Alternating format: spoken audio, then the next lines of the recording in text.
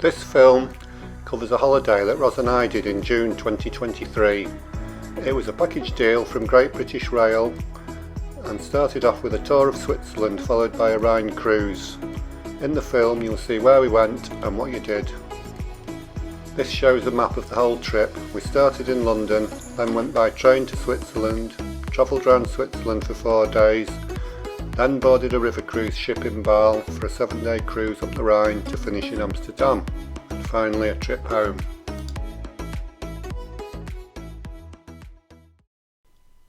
I just said the tour started in London, which is true, but for us the holiday started at home in Prestwich, just outside Manchester.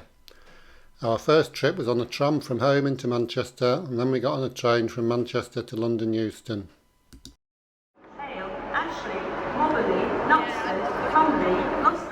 Here's the scene in Manchester at Piccadilly Station, just before we boarded the train to London. Chester, platform 8 from the 10:10 Northern service to Chester via Altrincham. Please note, some of the lifts at Altrincham. After getting off the train in London at Euston, we had some lunch and then a short walk to our hotel, the King's Cross Inn, close to St Pancras Station.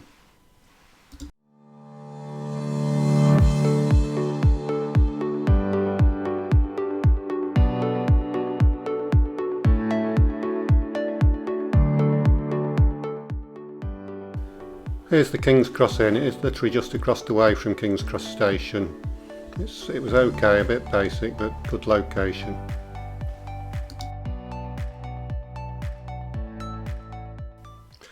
Eurostar trains leave St Pancras International Station. This is a rather nice building designed by William Barlow and originally opened in 1868. It's had some rebuilding since, but the front is essentially the original design. Part of it is now a hotel.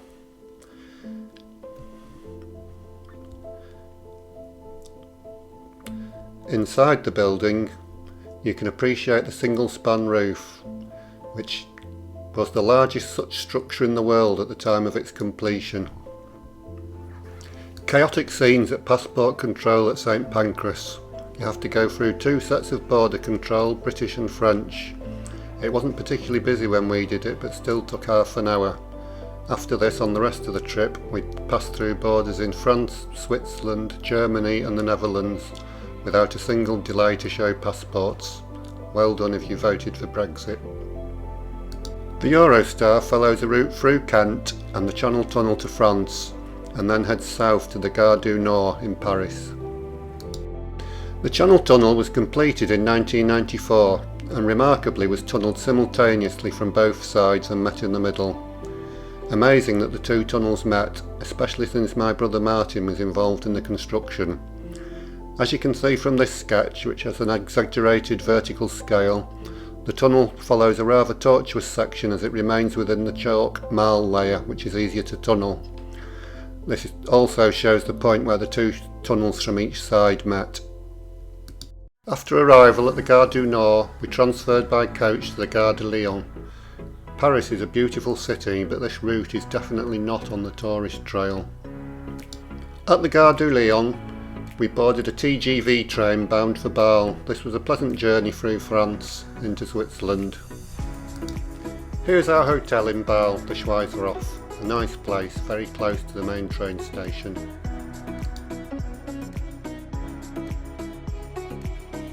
On day 3, we travelled by train from Basel to Davos.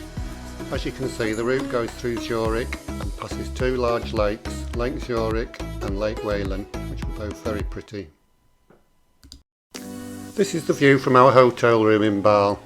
You can see the main train station on the left and a busy tram interchange right in front, also a bus stop. It's a busy area of the town.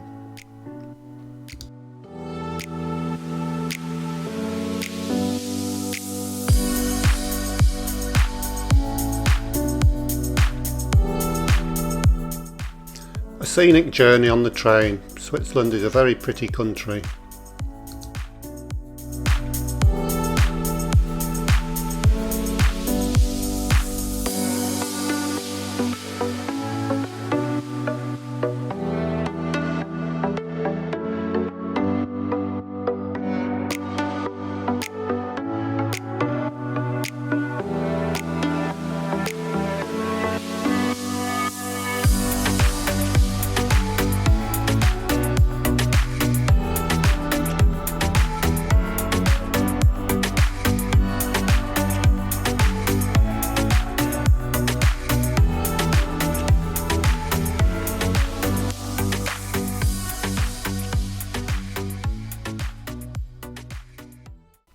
We travelled from Chur near Davos to Zermatt on the Glacier Express. This is one of the most scenic railways in the world. The full line is 181 miles from St Moritz to Zermatt, crossing most of Switzerland in a diagonal from northeast to southwest. But we missed part of that and boarded at Chur. The scenery is spectacular throughout. On the train journey, you travel past the headwaters of two of Europe's greatest rivers, the Rhine and the Rhone. The Rhine is the second longest river in Western Europe after the Danube and rises in the Swiss Alps. It then flows for 760 miles to the North Sea. We'll be seeing a lot more of this river later in the trip. Here we see the Rhine Gorge in Switzerland during an early part of the journey. Rather confusingly, there is another Rhine Gorge in Germany later in the trip.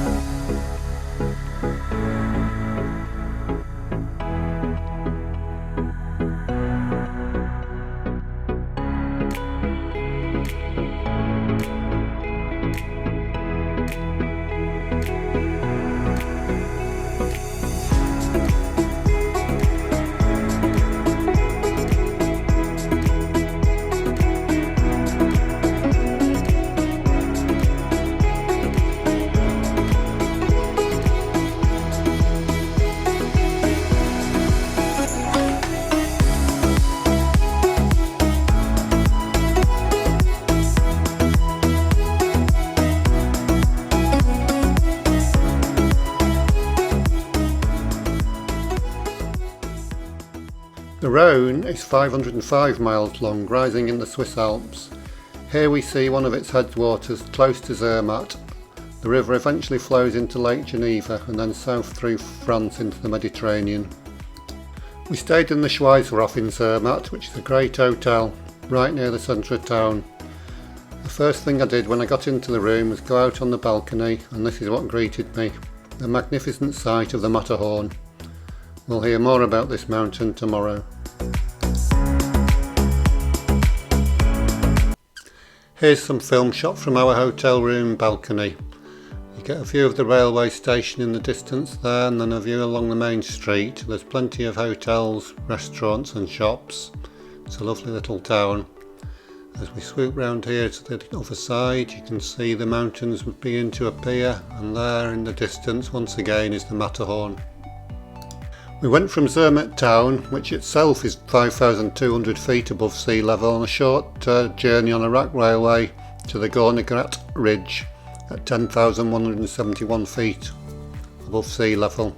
It was a spectacular journey, but even more so at the top when you got out.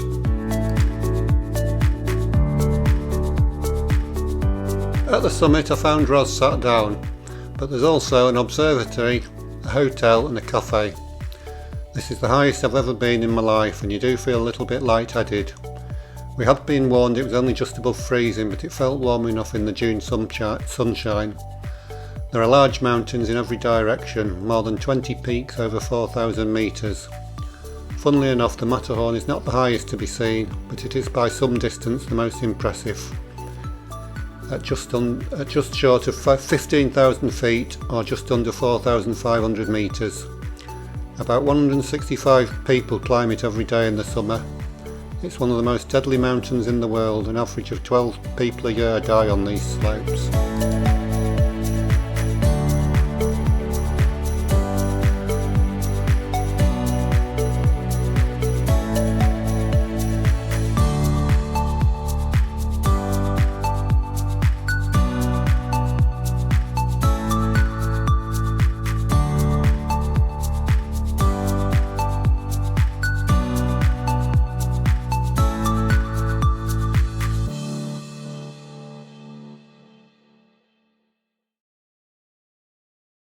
Here's some footage of our descent from the Gornergrat back to Zermatt town where we spent the evening.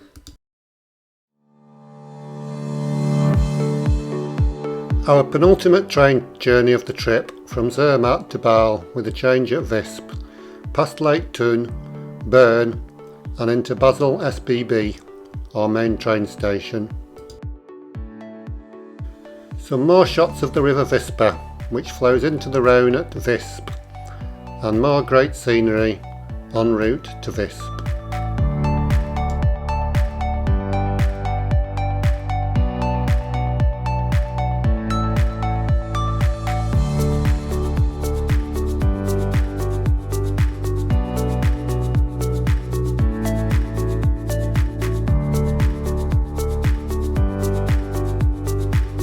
Even the train stations are pretty in Switzerland.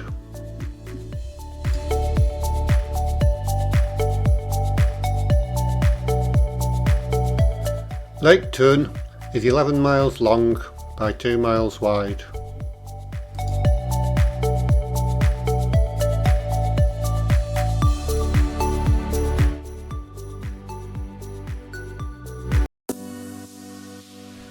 After boarding the Amadeus Cara, we set sail in the evening to cruise to Kehl, close to Strasbourg. The river for most of this section forms the border between France and Germany, specifically Alsace in France and Baden-Württemberg in Germany. The area has been fought over in many wars over centuries. You may notice most of the place names on what is now the French territory are Germanic, as is the architecture. The actual course of the river has also changed due to a significant straightening programme in the 19th century. The rate of flow was increased and the river was canalised for a distance of 110 miles, and there are now hydroelectric stations, dams and 10 locks on this section. You can also see the Black Forest on the German side of the river. We went on a tour around this area on day 8 of our trip, but I did not take any footage that day. It is a nice place though. Some footage of the bridge on our ship. It all looks a bit complicated, but there's basically navigational and communication equipment and controls to go forward, sideways or backwards. Here's a shot of me acting as first in command while the captain took a break. I told you there were a few locks on this canalised section of the river, and here is the ship negotiating one of them.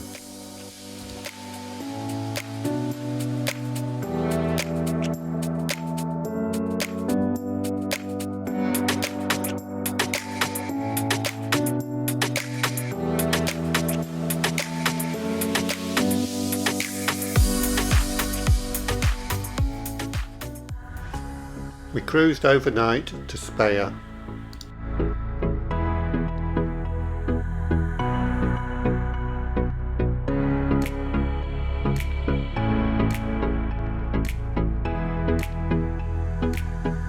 This is our ship, the Amadeus Cara, moored at Speyer. The ship was built in 2022 and is very well appointed.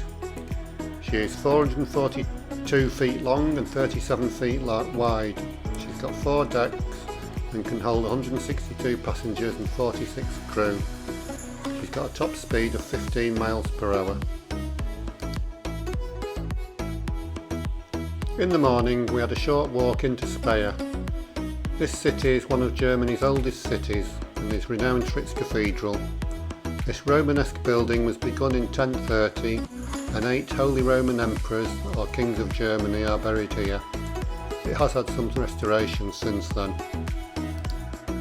In the afternoon we had a coach trip to Heidelberg and then a walk in the city, taking in the castle and the old town. These castle ruins are amongst the most important Renaissance structures north of the Alps. The castle has been partially rebuilt since its demolition in the 17th and 18th centuries, but was originally built around 1300. Electors Palatine lived here, and one of these, Frederick V, married Elizabeth Stuart, eldest daughter of James I of England. Their grandchild became King George I of Great Britain when Queen Anne died without children. This came about due to the Act of Settlement of 1701, which stated that only Protestants could succeed to the English crown, and also gave rise to the formation of the United Kingdom.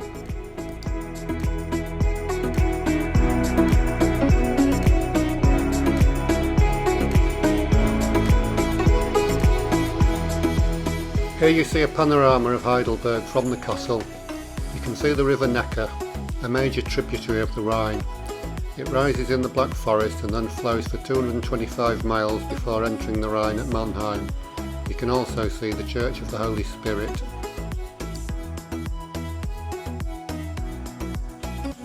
Here you see the marketplace and the Church of the Holy Spirit close up. The church was built between 1398 and 1515 in Romanesque and Gothic style.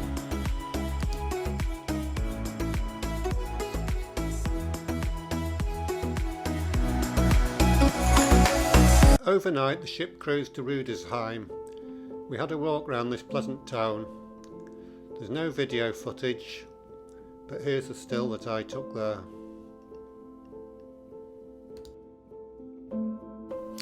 Back on the ship for lunch, and then a spectacular passage through the Rhine Gorge. This section from Rudesheim to Koblenz is a UNESCO World Heritage Site. It's about 40 miles long and one of the most beautiful sections of the Rhine. There are 40 castles and fortresses from the Middle Ages along the route, indicative of the area's position close to the France-German border. This is also the heart of the German wine industry, and there are numerous vineyards along the way. As you can see on this map, the vast majority of German wine is produced close to the Rhine and its tributaries. The microclimate is perfect for the grapes that are grown. Starting near Strasbourg is the Baden region, best known for Pinot varieties.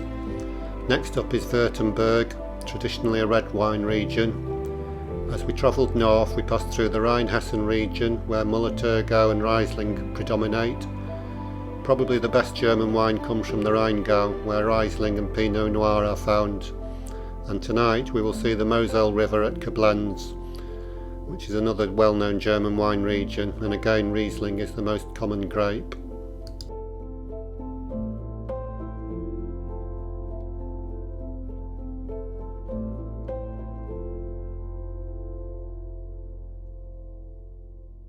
The Rhine is an important trade route.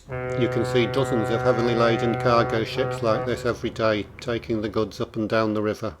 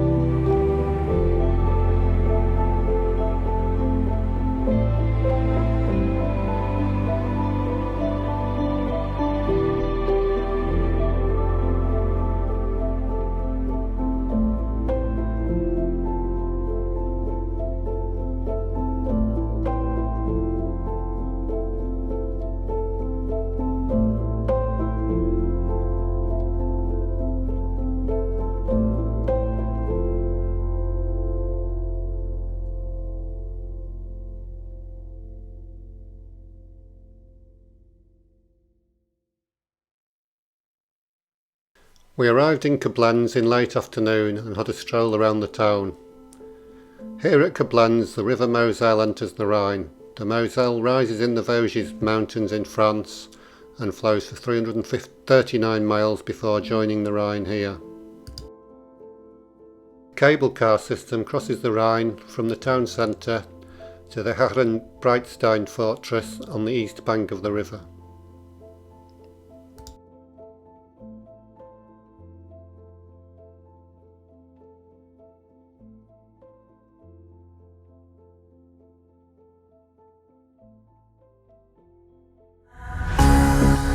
We cruised from Koblenz to Königswinter in the morning and then had the afternoon and evening at leisure in Königswinter, which is a pleasant little town in North Rhine-Westphalia state.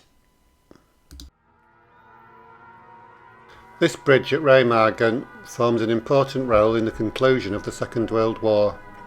As the German army retreated after the D-Day landings, they destroyed all the road and railway bridges on the Rhine, intending to slow the progress of US forces. All the bridges, that is, except this one, which was damaged but remained standing. The US Army captured the bridge and established a bridgehead, and got 6 divisions across the bridge before it did eventually collapse. Rapid progress towards Berlin from here is reckoned to have shortened the end of the war by several weeks. The story is captured in the 1969 film The Bridge at Remagen. Most of the other destroyed bridges were rebuilt after the war, but this one was not and has been left as you see it here.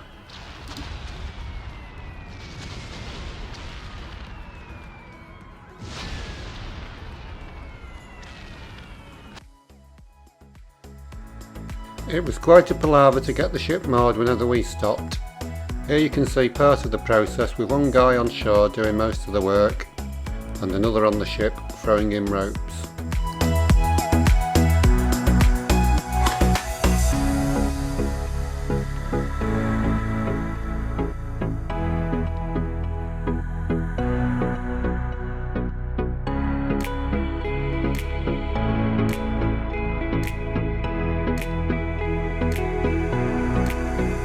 Some footage here of our cabin on the ship.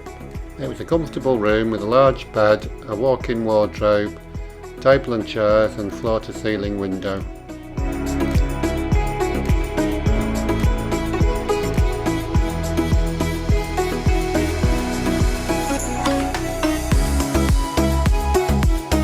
Whilst in Königswinter, we went on a railway to the top of the nearby Dragonsfels, or Dragon's Cliff. Local legend reckons a dragon lives in a cave. I didn't see one. From the cliff you have extensive views over this part of North Rhine-Westphalia.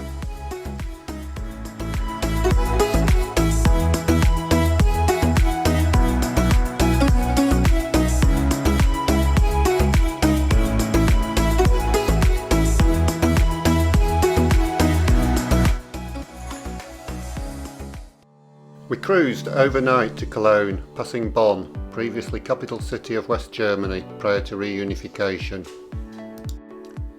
Here's a panorama of the Rhine at Cologne.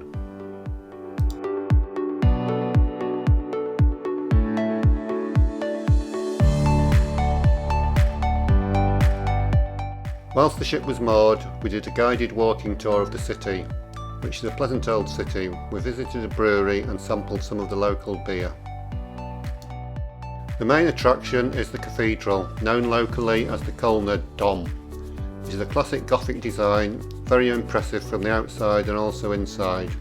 The twin spires are 515 feet high, the tallest such in the world. It is the largest Gothic church in Northern Europe. Construction began in 1248, but was not fully completed until 1880.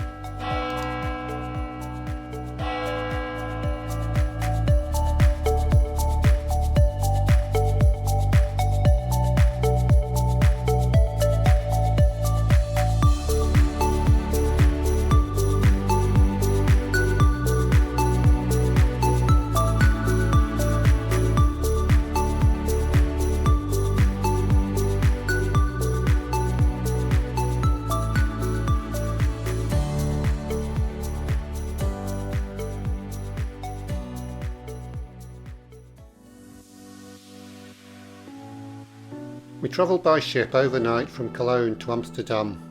The Rhine enters the Netherlands and almost immediately splits into 3 major distributaries which enter the North Sea and the Rhine Delta to the west of Rotterdam. I had been wondering how we got to Amsterdam, but it turns out there is a canal linking the Rhine to Amsterdam, as shown on the map. After breakfast on the ship, we headed off on a trip to Medemblik, first by coach to Hoorn and then by railway to Medemblik. This windmill at Medemblik is typical of several we saw this day. There are around 1,000 windmills still in operation in the Netherlands, their original function being to pump water from low-lying land and to grind corn.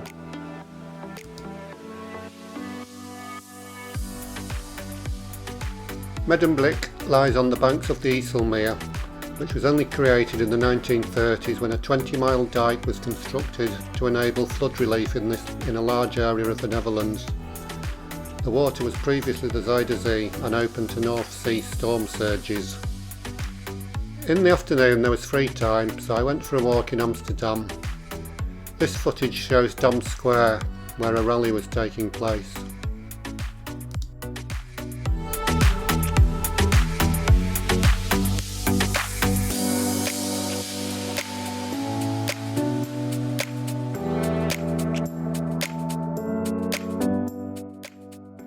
Here we see one of the canals, which are an iconic part of the scenery here. There are more than 60 miles of canals, mostly navigable by boat, although it's often said there are more in Birmingham. Amsterdam is also a major seaport, and here you can see the railway station as well.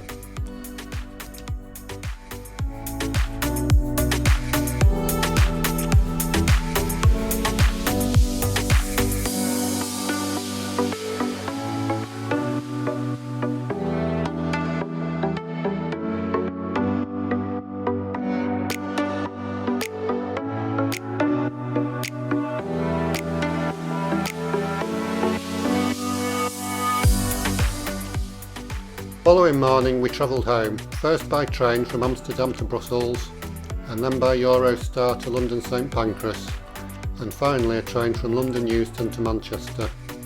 Overall a great holiday, plenty of travelling, we saw loads of great scenery and plenty of interesting trips.